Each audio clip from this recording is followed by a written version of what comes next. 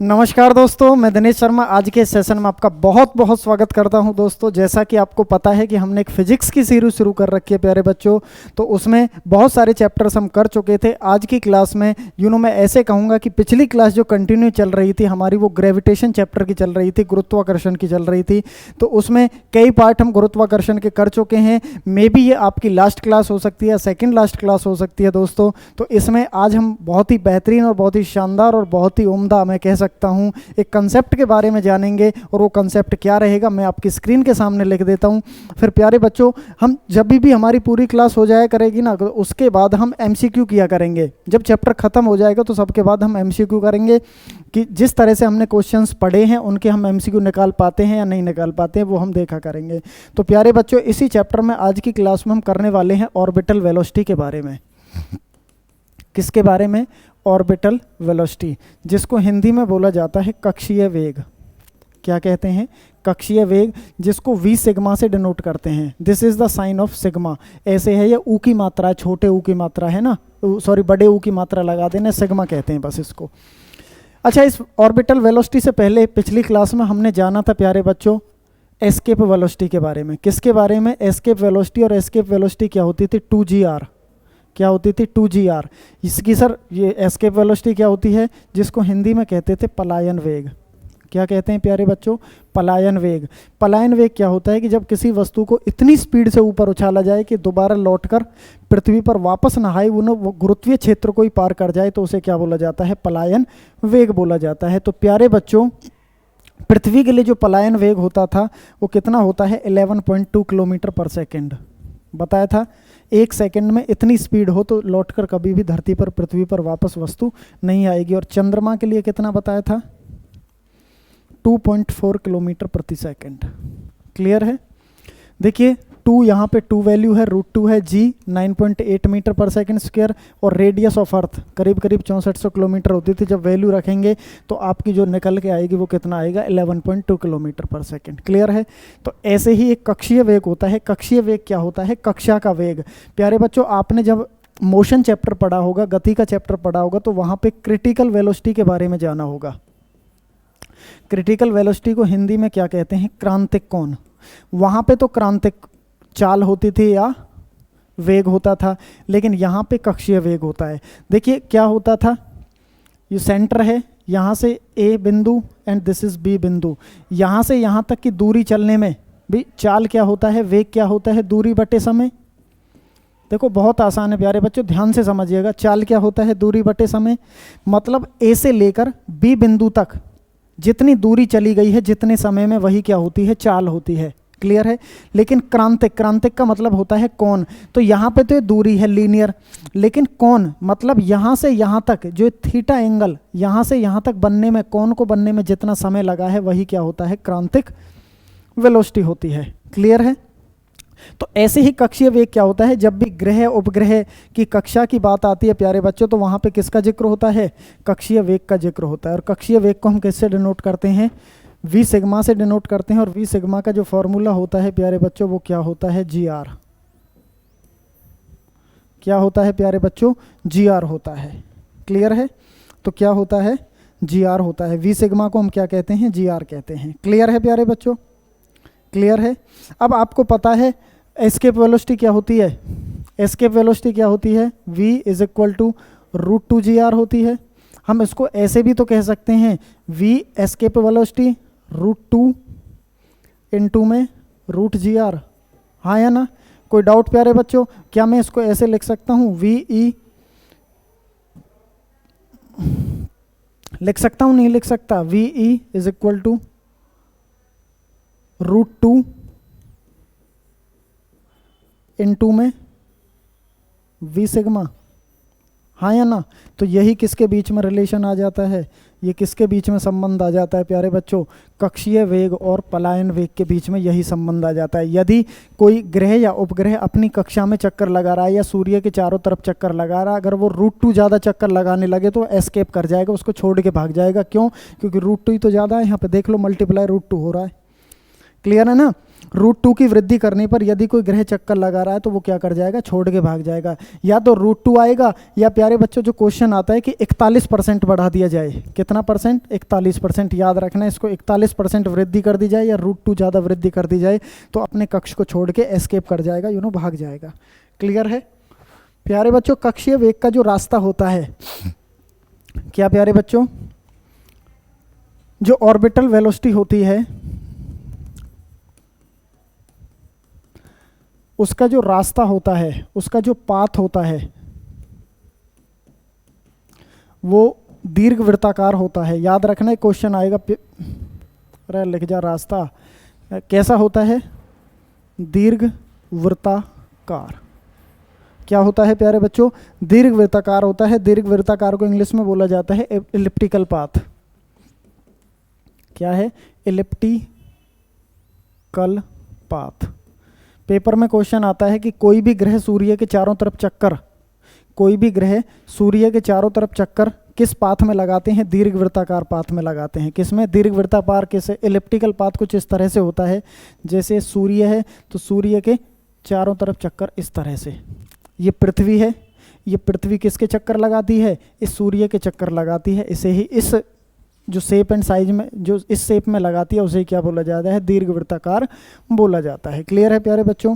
इसी में फिर एक आता है पैराबोलिक और एक हाइपरबोलिक। अगर पैराबोलिक से चक्कर लगाने लगी तो क्या हो जाएगा? कक्षा में ही गिर जाएगी। अगर हाइपरबोलिक से लगाने लगा, अति परवलयाकार से लगाने लगा तो वो कहाँ चला जाएगा? बाहर चला जाएगा। इस वजह से ना हाइपरबोलिक आता है, तो आंसर क्या आता है? दीर्घवृत्ताकार। ना हाइपरबोलिक आता है प्यारे बच्चों, मीन्स अति परवलयाकार, या ना पैराबोलिक आता है। आंसर क्या आएगा? दीर्घवृत्ताकार कक्ष में चक्कर लगाती है। यहाँ से बहुत ही इंपॉर्टेंट चीज़ का हम जिक्र करते हैं, ग्रह और उपग्रह के बारे में। किसके बारे में? Planet and satellite. ग्रह और उपग्रह। क्या रहे प्यारे बच्चों? ग्रह और उपग्रह। प्यारे बच्चों राइटिंग पे थोड़ा सा मत जाइएगा, राइटिंग अपने आप सुधार लीजिएगा आप। मैं थोड़ा सा जल्दी लिखता हूँ तो इस वजह से राइटिंग में थोड़ी सी दिक्कत आ सकती है, क्योंकि मेरा मेन मकसद है आपको कंटेंट देना और बेहतरीन कंटेंट देना है ना। लिखाई मैटर नहीं करती है। आपको 1 नंबर का क्वेश्चन आएगा, आपको गोला भरना है या क्लिक करना है बस कंप्यूटर से ऑनलाइन पेपर। ग्रह या उपग्रह। जब हम ग्रह की बात करते हैं तो ग्रह क्या होते हैं प्यारे बच्चों? मैं इसकी डेफिनेशन आपको बता देता हूँ। ग्रह क्या होते हैं कि वे आकाशीय पिंड, क्या प्यारे बच्चों? वे आकाशीय पिंड जो सूर्य के चारों तरफ, किसके चारों तरफ? सूर्य के चारों तरफ चक्कर लगाते हैं दीर्घवृत्ताकार पथ पर। कैसे? दीर्घवृत्ताकार। बोला है कि ग्रह कैसे चक्कर लगाते हैं? दीर्घवृत्ताकार इलिप्टिकल पाथ पर जो चक्कर लगाते हैं। ऐसे आकाशीय पिंड जो दीर्घवृत्ताकार पर अपनी कक्षाओं में क्या करते हैं? परिक्रमण करते हैं, उन्हें क्या बोला जाता है? ग्रह बोला जाता है। क्या बोला जाता है? सूर्य के चारों तरफ चक्कर लगाते हैं, उन्हें क्या बोला जाता है? ग्रह बोला जाता है। और इसे ग्रह का परिक्रमण काल भी कहते हैं प्यारे बच्चों। क्या कहते हैं? परिक्रमण काल, जिसको बोला जाता है रिवॉल्यूशन। क्या बोला जाता है? रिवॉल्यूशन बोला जाता है। और एक होता है रोटेशन, और रोटेशन को हिंदी में बोला जाता है घूर्णन। जब ग्रह अपने अक्ष के चारों तरफ चक्कर लगाते हैं, जब ग्रह अपने अक्ष के चारों तरफ चक्कर लगाते हैं तो उसको तो बोला जाता है रोटेशन, घूर्णन। जब सूर्य के चारों तरफ चक्कर लगाते हैं तो उसे बोला जाता है रिवॉल्यूशन, परिक्रमण काल। क्लियर है प्यारे बच्चों। जैसे एज ए एग्जाम्पल मैं बात करूं, जब पृथ्वी अपने अक्ष के चारों तरफ, जिसको घूर्णन गति कहते हैं, 24 घंटे में चक्कर लगा लेती है, एक दिन में। क्लियर है? क्लियर है? Something something. और जब परिक्रमण काल की बात करूं तो एक साल में 365 डेज में सूर्य के चारों तरफ चक्कर कितनी देर में लगा लेती है? 365 डेज में लगा लेती है। क्लियर है? कोई डाउट प्यारे बच्चों? क्लियर है। जब मैं उपग्रह की बात करता हूँ, अच्छा ग्रह की बात करते हैं तो ग्रह कितने होते हैं प्यारे बच्चों? 8 ग्रह होते हैं। कितने ग्रह होते हैं? 8 ग्रह होते हैं। कौन कौन से ग्रह होते हैं?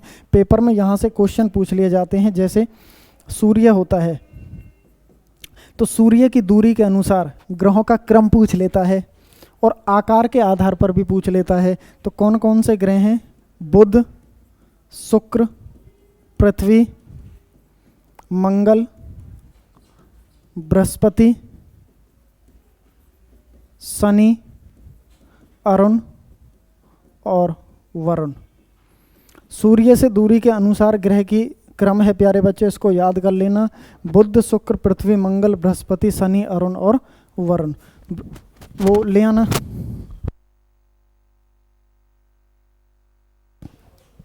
बुध, शुक्र, पृथ्वी, मंगल, बृहस्पति, शनि, अरुण और वरुण। बुध, शुक्र, पृथ्वी, मंगल, बृहस्पति, शनि, अरुण और वरुण।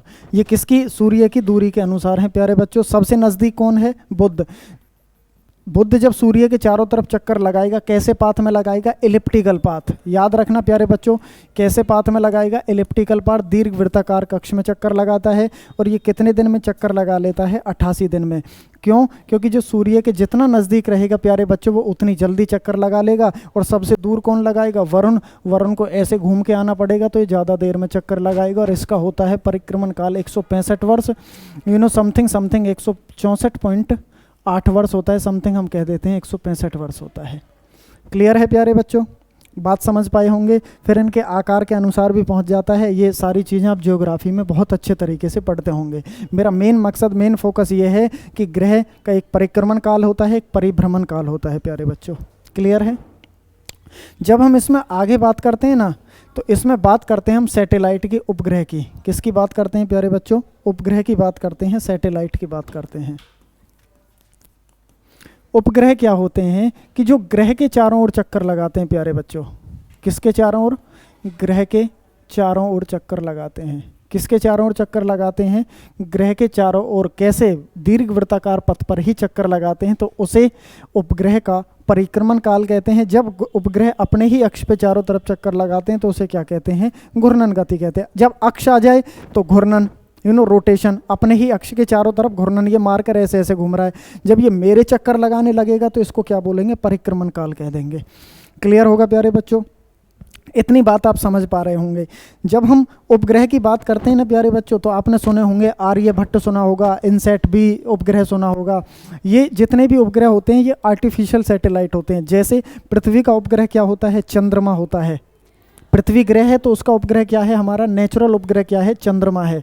तो ऐसे ही जो उपग्रह यहाँ पे, जब सैटेलाइट की हम बात करते हैं प्यारे बच्चों, आर्टिफिशियल सैटेलाइट की भी बात करते हैं, तो वो दो प्रकार के होते हैं। एक होते हैं जियो स्टेशनरी सैटेलाइट और एक होते हैं पोलर सैटेलाइट। एक होते हैं स्टेशनरी सैटेलाइट और एक होते हैं पोलर सैटेलाइट। एक होते हैं पोलर सैटेलाइट और एक होते हैं जियो स्टेशनरी सैटेलाइट, जिसको हिंदी में बोला जाता है भूस्थिर उपग्रह। क्या कहते हैं?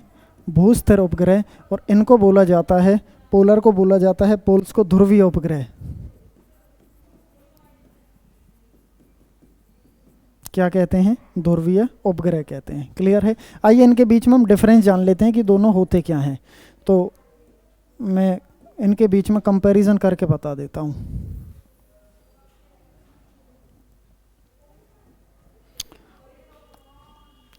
एक तरफ होते हैं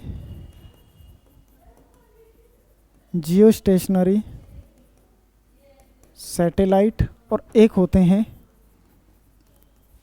पोलर सैटेलाइट। क्लियर है प्यारे बच्चों? एक जियो स्टेशनरी, इसको हिंदी में कहते हैं भूस्थिर उपग्रह, और एक होते हैं पोलर, जिनको ध्रुवीय उपग्रह कहते हैं। क्लियर है? जियो स्टेशनरी सैटेलाइट क्या होते हैं प्यारे बच्चों? जो पश्चिम से पूरब की तरफ चक्कर लगाते हैं। कैसे लगाते हैं? पश्चिम से वेस्ट टू ईस्ट। और ये कैसे चक्कर लगाते हैं? North to south.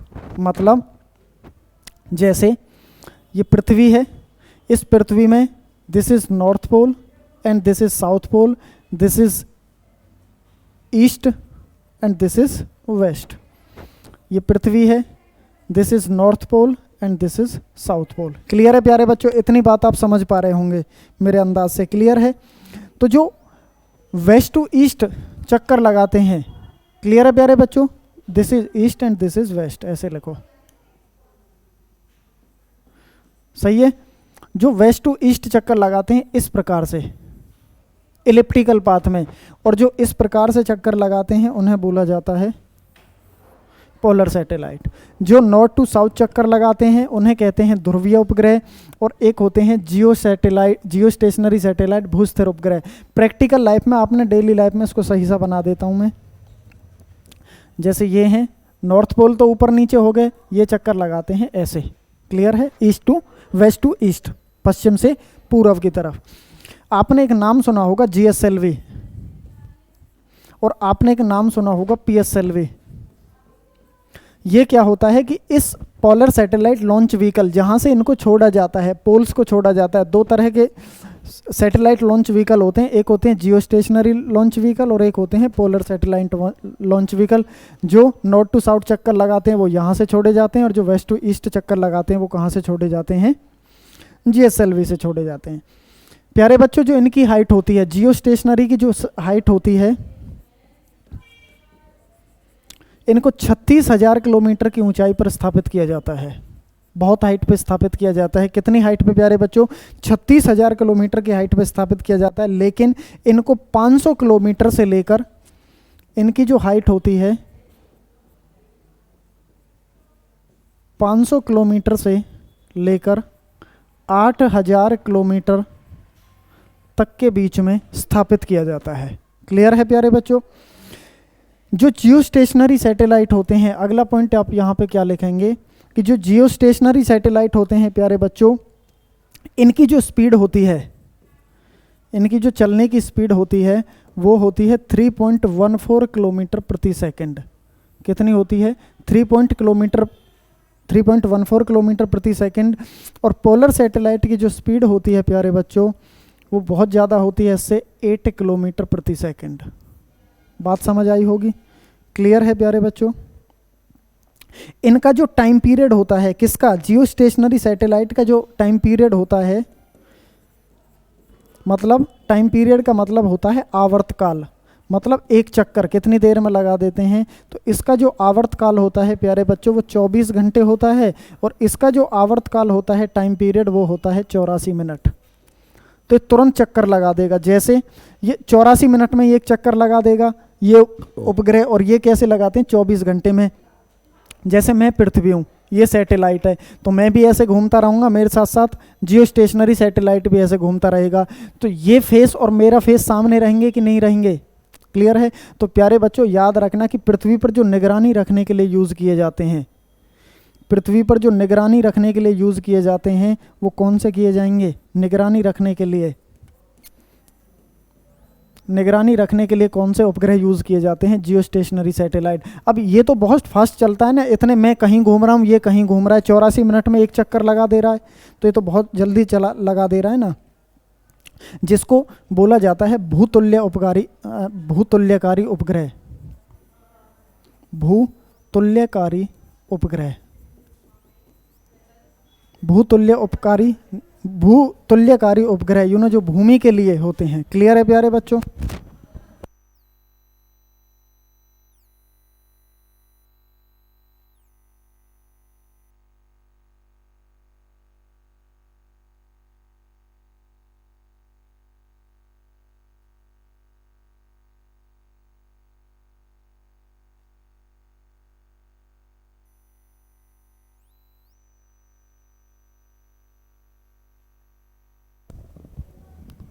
ये क्या है प्यारे बच्चों? भूतुल्यकारी उपग्रह। ठीक है, मतलब जो भूमि के तुल्य चक्कर लगाते हैं। भूमि भी अपने अक्ष पर कितनी देर में घूमती है? 24 घंटे में, और ये भी कितनी देर में चक्कर लगाता है? 24 घंटे में। क्लियर है? जितने भी जो सिग्नल्स के लिए, आपकी जो मौसम संबंधी घटनाओं के लिए, वो भी कौन से यूज़ किए जाते हैं? ये किए जाते हैं पोलर सैटेलाइट। कौन से किए जाते हैं प्यारे बच्चों? Polar satellite. मौसम के लिए इसका जो यूज़ किया जाता है। क्लियर है? और संचार के लिए जो यूज़ किया जाता है, सिग्नल्स के लिए इसका यूज़ किया जाता है प्यारे बच्चों। जो संचार के माध्यम के लिए यूज़ किया जाता है वो किसका किया जाता है? किसका किया जाता है? जियो स्टेशनरी का। क्लियर है? ये ज़्यादा पावरफुल कौन से हैं प्यारे बच्चों? सीधी सी बात है, कौन सा पावरफुल है? जियो स्टेशनरी ज़्यादा पावरफुल होता है बजाय किसके? PSLV के। क्लियर है ना? तो ये हमने किसके बारे में जाना प्यारे बच्चों? सैटेलाइट के बारे में जाना कि दो तरह के सैटेलाइट हैं। ठीक है, कौन कौन सा है? भूस्थिर और ध्रुवीय उपग्रह। ये कैसे चक्कर लगाते हैं? पश्चिम से पूर्व की तरफ। और ये कैसे लगाते हैं? नॉर्थ टू साउथ चक्कर लगाते हैं। इन GSLV लॉन्च व्हीकल से छोड़े जाते हैं और ये polar satellite launch vehicle. Height इनकी 36,000, उनकी 500 से 8,000। स्पीड इनकी 3.14, स्पीड इनकी 8 किलोमीटर पर सेकंड। इनका टाइम पीरियड 24 घंटे, इनका 84 मिनट। निगरानी रखने के लिए धरती पर भूतुल्य उपग्रही उपग्रह होते हैं और इनका संचार में उपयोग किया जाता है। इनका मौसम के लिए यूज़ किया जाता है, सिग्नल्स वगैरह के लिए। ज़्यादा पावरफुल ये होते हैं, वो इसकी बजाय कम पावरफुल होते तो वो भी हैं। क्लियर है प्यारे बच्चों? यहाँ पे कंसेप्ट सीखते हैं उपग्रह और ग्रह के बारे में हमने जाना। अब हम जानेंगे प्यारे बच्चों फटाफट केपलर्स के लॉ के बारे में। किसके बारे में? केपलर के नियम, ग्रहों की गति संबंधित केपलर के नियम। ग्रहों की गति संबंधित केपलर के नियम। क्लियर है प्यारे बच्चों? तो ग्रहों की संबंधी केपलर के नियम। Kepler's law of planetary motion क्या है? Kepler's law of planetary motion, ग्रहों की गति से संबंधित केपलर के नियम। और इन्होंने ग्रहों की गति का सबसे पहले प्रतिपादन किसने किया? केपलर ने किया। ये क्वेश्चन आता है, वन लाइनर क्वेश्चन। और ग्रहों की गति के कितने नियम दिए प्यारे बच्चों? 3 नियम दिए और बहुत आसान है, बेहद आसान है। और क्या क्या नियम दिए? सबसे पहला नियम कि सूर्य एक फोकस पर स्थित होता है। सबसे पहले नियम क्या बताया? कि सूर्य एक फोकस पर स्थित होता है और कोई भी ग्रह इसके दीर्घ वृत्ताकार पथ पर चक्कर लगाता है। वही दीर्घ वृत्ताकार। सूर्य एक फोकस पर स्थित होता है, एक जगह पर स्थित होता है और कोई भी ग्रह, जैसे मान लेते हैं ये है पृथ्वी, कोई भी ग्रह इसके चारों तरफ दीर्घ वृत्ताकार पथ पर चक्कर लगाता है। उसे ये किसने बताया था? पहले नियम में बताया था। किसने? केपलर्स ने बताया था। दीर्घ वृत्ताकार मतलब कि इलिप्टिकल पाथ। क्या होता है? Elliptical path.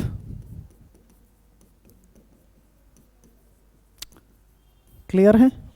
दूसरा क्या बताया प्यारे बच्चों इन्होंने? दूसरे नियम में क्या कहा? लिख लो इस लाइन को, मैं बोल देता हूं प्यारे बच्चों, फटाफट लिख लो कि प्रत्येक ग्रह सूर्य के चारों ओर दीर्घ वृत्ताकार पथ पर गति करता है। सूर्य उस दीर्घ वृत्त के किसी एक फोकस पर होता है। कहाँ होता है? एक फोकस पर होता है। क्लियर है प्यारे बच्चों? इंग्लिश में क्या कहेंगे? Each planet moves along the sun on an elliptical path and the sun is at one of the focus of the ellipse. एक ही फोकस पर स्थित होता है और कोई भी ग्रह उसके चारों ओर दीर्घ वृत्ताकार पथ पर चक्कर लगाता है। क्लियर है? दूसरा नियम क्या कहता है प्यारे बच्चों? कि प्रत्येक ग्रह का क्षेत्रीय वेग एक समान रहता है, नियत रहता है। प्रत्येक ग्रह का क्या? दूसरा नियम क्या कहता है? कि प्रत्येक ग्रह का क्षेत्रीय वेग, प्रत्येक ग्रह का, बहुत इंपॉर्टेंट लाइन है प्यारे बच्चों, प्रत्येक ग्रह का क्षेत्रीय वेग, क्या? क्षेत्रीय वेग एक समान रहता है। और जब कोई ग्रह सूर्य के निकट आता है तो उसकी चाल बढ़ जाती है। उसकी चाल क्या हो जाती है? बढ़ जाती है। और जब सूर्य से दूर जाता है प्यारे बच्चों, और जब कोई ग्रह सूर्य से दूर जाता है तो उसकी जो चाल होती है वो घट जाती है। लेकिन उसकी जो एरियल वेलोसिटी रहेगी, क्या प्यारे बच्चों? एरियल वेलोसिटी वो कैसी रहेगी? सेम रहेगी। एरियल वेलोसिटी रहेगी सेम, मतलब उसका एरिया तो एरिया तो बराबर कवर होगा, लेकिन उसके निकट आने पर चाल बढ़ जाएगी और दूर जाने पर चाल घट जाएगी। कैसे? आइए समझते हैं। देखो ध्यान से देखना है यहाँ पे। इसको इधर रख देते हैं, है ना।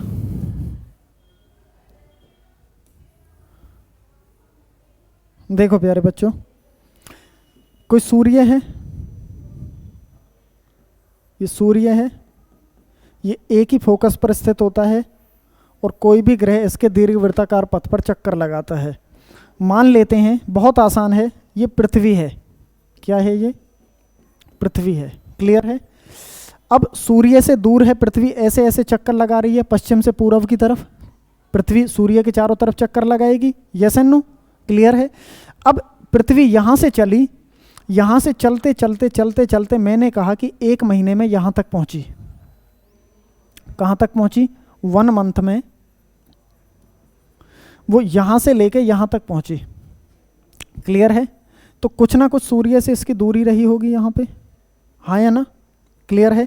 तो इसने यहाँ से लेकर यहाँ तक ये जो एरिया कवर किया है पूरा, यहाँ से लेके यहाँ तक, तो ये कितने महीने देखो बच्चों, यहाँ से यहाँ तक ये जो एरिया कवर किया है ये कितने दिन में किया है? 1 महीने में किया है। अब जब पृथ्वी सूर्य से दूर है, फिर यहाँ आएगी, यहाँ आएगी, यहाँ आएगी। अब जैसे ही सूर्य के नज़दीक आ गई, मानो पृथ्वी कहाँ आ गई प्यारे बच्चों? यहाँ पे आ गई। अब ये सूर्य के नज़दीक है, यहाँ पे सूर्य के नज़दीक है। अब ये तेज चलेगी कि धीमे चलेगी? क्योंकि जितनी सूर्य के पास रहेगा ग्रह उतनी तेज़ी से चलेगा, क्योंकि गर्मी ज़्यादा है। ऐसे ट्रिक याद रख लेना कि जितना गर्म ज़्यादा रहेगा तो जल्दी ज़्यादा करेगा, और दूर रहेगा तो ठंडा रहेगा, वहीं स्थिर पड़ा रहेगा। तो अब ये तेज़ चलेगी, जब तेज़ चलेगी तो ज़्यादा एरिया को कवर करेगी, और ये यहाँ आ गई। मतलब 1 महीने में ये यहाँ तक पहुँची थी, और ये 1 महीने में यहाँ से यहाँ तक पहुँची है। क्लियर है? इसने तो इतना पाथ कवर किया 1 महीने में, क्योंकि तेज चली है, और इसने यहाँ से यहाँ तक पाथ कवर किया। इसका एरिया इतना बना, ये टोटल ये वाला एरिया। अब इसका एरिया कौन सा होगा? यहाँ से लेके यहाँ तक ये वाला एरिया रहेगा प्यारे बच्चों। क्लियर है? अब ये जो ये वाला एरिया होता है, ये एरिया इसके बराबर है। मतलब इस वाले मंथ में जो चाल चली गई थी और इस वाले मंथ में ये एरिया और ये एरिया क्यों बराबर है प्यारे बच्चों? चाल तो बढ़ जाती है लेकिन एरिया सेम रहता है। वही बताया कि क्षेत्रीय वेग एक समान रहता है। कैसे?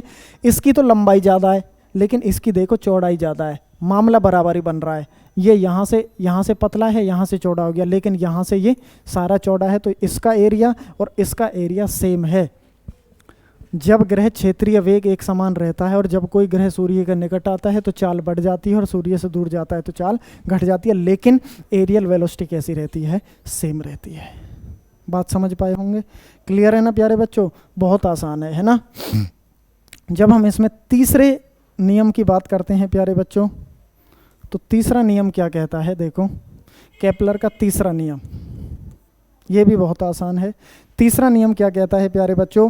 कि सूर्य के चारों ओर ग्रह का एक चक्कर लगाने में लगा समय, सूर्य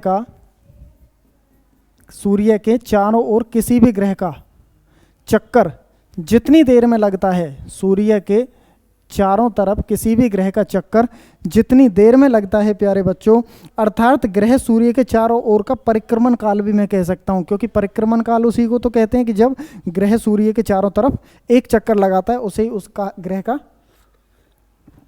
परिक्रमण काल कहते हैं।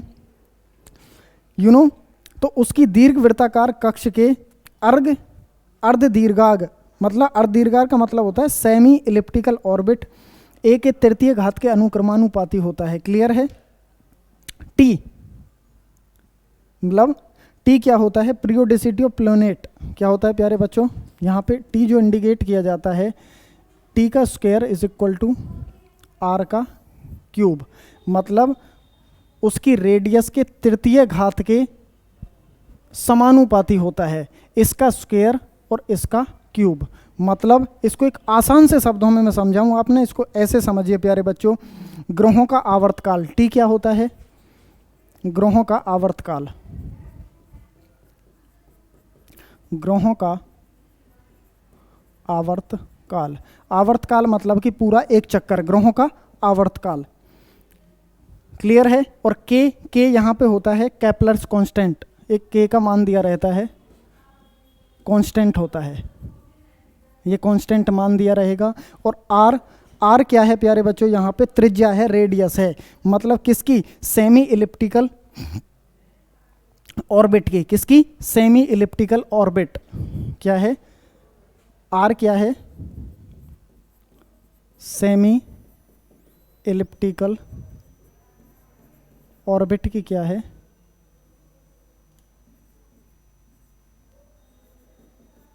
या इसको हम ए से भी डिनोट कर देते हैं, कहीं कहीं ना आपको ऐसे भी लिखा मिलेगा, T square is equal to A की घात 3। मतलब सीधा वही है कि दीर्घवृत्ताकार कक्षा के जो अर्ध दीर्घाग होता है, अर्ध दीर्घाग मतलब कि सेमी, क्लियर है, सेमी इलिप्टिकल ऑर्बिट के तृतीय घात के अनुक्रमानुपाती होता है। मतलब केपलर्स ने क्या कहा था कि आप मुझे इसकी रेडियस बता दो, यहाँ आप मतलब आप मुझे इसका पाथ बता दो, किसी भी ग्रह का मुझे पाथ बता दो, मतलब रास्ता बता दो, तो मैं आपको बता दूंगा कि ये कितनी दूरी पर है। मतलब जैसे पृथ्वी इसके चारों तरफ घूम रही है, कि पृथ्वी का रास्ता आप मुझे बता दीजिए, मैं बता दूंगा कि सूर्य से पृथ्वी कितनी दूर है। तो किससे, इस फॉर्मूले से निकल के आ जाता है T square is equal to a cube या आर क्यूब। क्लियर है, ए क्यूब आता है पेपर में बच्चों, इसको ए क्यूब कर लेना, मेनली ए क्यूब ही है यहाँ पे। क्लियर है ना, क्लियर है प्यारे बच्चों, ये तीनों नियम हमने किए किसके, क्लियर है। मतलब दीर्घवृत्त में चक्कर लगाता है और क्षेत्रीय चाल कैसी रहती है, कांस्टेंट, पास में आता है तो तेज और दूर जाता है तो धीमे धीमे चलता है, और T square is directly proportional to A की पावर क्यूब। क्लियर है, क्लियर है ना। जैसे हम इसको ऐसे समझें, और देखो और आसान बताता हूँ, एक ट्रिक बताता हूँ इसकी, है ना, जो याद रह जाएगा, इसमें कन्फ्यूजन हो जाती है। जैसे ये कोई दीर्घवृत्ताकार एक चक्कर लगाए प्यारे बच्चों, क्लियर है, यहाँ से लेके यहाँ तक इसकी कुछ ना कुछ रेडियस होगी, और यहाँ से यहाँ रेडियस होगी, तो ये 2r हो गया, हाँ या ना। क्लियर है प्यारे बच्चों इतनी बात, या 2a भी कह सकता हूँ मैं, चलो r याद आ रहा है ना रेडियस से, तो मैं इसको a कह देता हूँ समझने के लिए इसके बिहाव में। ये a है, यहाँ पे क्या है, ये a है, आधा a यहाँ, आधा ये, क्लियर है, ये 2a है पूरा। क्लियर है प्यारे बच्चों। अब कह रहा है कि इसके मेजर एक्सिस मतलब कि पूर्व दीर्घ अक्ष से, क्लियर है, इसकी जो मेजर एक्सिस है, इसका जो दीर्घ अक्ष है, मेजर एक्सिस कहते हैं इसको, जो दीर्घ अक्ष है उसकी वैल्यू मैंने मान ली 8, कितनी है 8, तो इसकी जो हाफ मेजर एक्सिस रहेगी वो 4 हो जाएगी, और ये 4 हो जाएगी, टोटल कितनी है 8 है, तो इसकी जो हाफ हो गई तो वो 4 4 हो गई। क्लियर है। अब कहता है कि द्वितीय घात के मतलब पूरे जो परिक्रमण काल होता है उसके तृतीय घात के अनुक्रमानुपाती होता है। क्लियर है। तो T square is equal to 64, मैं ऐसे कह सकता हूं, पूरा यही तो घुमा है 8 में, तो 8 का स्क्वायर कितना हो जाएगा, T square is equal to 64। तो टी का मान कितना आ गया, 8 वैल्यू आ गई या नहीं आ गई, बताओ यहाँ से। टी का मान कितना आया, 8 आया, और यही क्या होती है प्यारे बच्चों, टोटल वैल्यू होती है। यही क्या थी, 4 और 4 कितनी थी, टोटल वैल्यू 8 थी। क्लियर है। तो याद रखना, पहला नियम क्या कहता था कि किसी भी दीर्घ वृत्ताकार पर चक्कर लगाता है। दूसरा क्या कहता था कि एक फोकस पर स्थित होता है, एरियल वेलोसिटी सेम रहती है, और सेम रहने के साथ साथ जब सूर्य दूर होता है तो धीमे धीमे चलता है, और जब नज़दीक होता है तो तेज़ चलता है, लेकिन एरियल वेलोसिटी सेम रहेगी। और चौथे में क्या आता है कि मेजर एक्सिस से जितना ये घूमता है परिक्रमण काल, उसके द्वितीय घात के अनुक्रमानुपाती होता है। क्या होता है, अनुक्रमानुपाती होता है तृतीय घात के दीर्घ अक्ष से। क्लियर है। ये आधा आधा करके वो टोटल वैल्यू कितनी आएगी, 8 ही आएगी। एक एग्जाम्पल लिया था बस। क्लियर है प्यारे बच्चों। तो यहाँ पर आकर ये चैप्टर आपका क्या हो जाता है, बिल्कुल कंप्लीट हो जाता है। एक एक पॉइंट के बारे में, एक एक कंसेप्ट के बारे में हमने यहाँ पे बहुत अच्छे से चर्चा की प्यारे बच्चों। तो अगली क्लास में इसके हम एमसीक्यू करेंगे, जो पेपर में प्रीवियस ईयर क्वेश्चन में पूछे गए हैं या पूछे जाने की संभावना है। तो किस तरह से हम उन क्वेश्चंस को बनाएंगे, तो प्यारे बच्चों साथ के साथ आप भी आंसर बताते चलेंगे, और हम भी उन क्वेश्चंस का आंसर, मैं भी आपको सॉल्यूशन बताता चलूँगा। तो दोस्तों आज की क्लास में केवल इतना ही, अगली क्लास में फिर आपसे मुलाकात होगी। तो आप सभी बच्चों का हमसे जुड़ने के लिए बहुत बहुत शुक्रिया, बहुत बहुत आभार और बहुत बहुत thank you. Love you all student. मिलते हैं अगली क्लास में। ओके बच्चों।